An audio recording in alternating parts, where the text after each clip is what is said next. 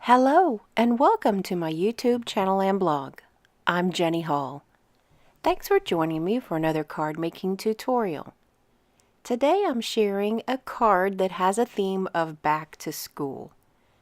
I'm stamping with Pieces and Patterns stamp set from Stampin' Up. I love this image of a pencil. It's loosely drawn.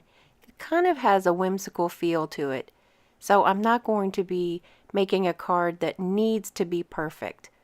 I'm letting the stamp kind of decide where my card goes. I'm using a piece of Whisper White cardstock and stamping with basic black archival ink. This is a permanent ink, and when I add additional dye inks, I don't have to worry about whether or not any of the colors are going to bleed or run together. All of the supplies are available in my online store for purchase. As I go about adding the little pieces of pencil across the card, I'm using just a scrap strip of straight white paper to give myself a guideline. As you can see, the pencils are not perfectly lined up, but they're lined up well enough to where they're going to stay in the right area.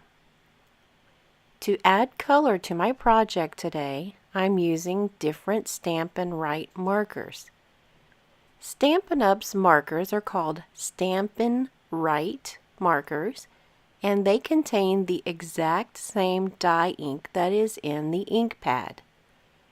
So if I wanted to stamp any words or more images, and then color something in with the markers, it will match perfectly, as well as with any coordinating cardstock.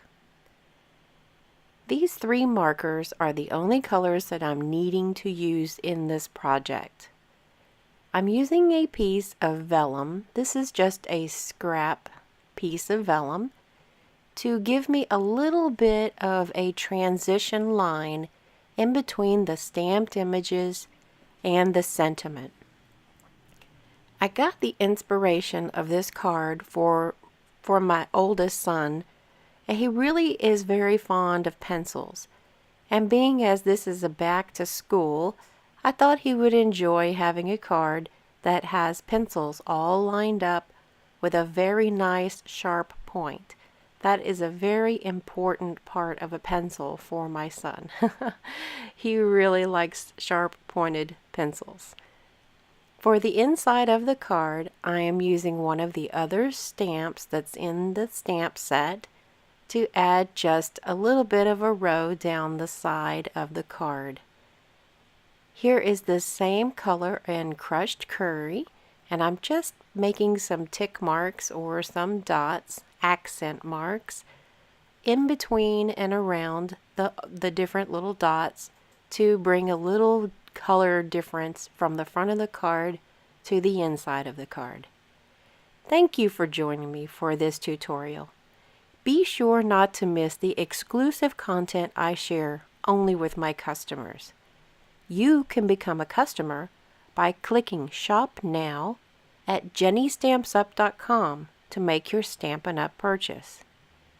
Thank you so much for joining me today. I'll see you in the next video. Thanks for watching the video. Have a good day!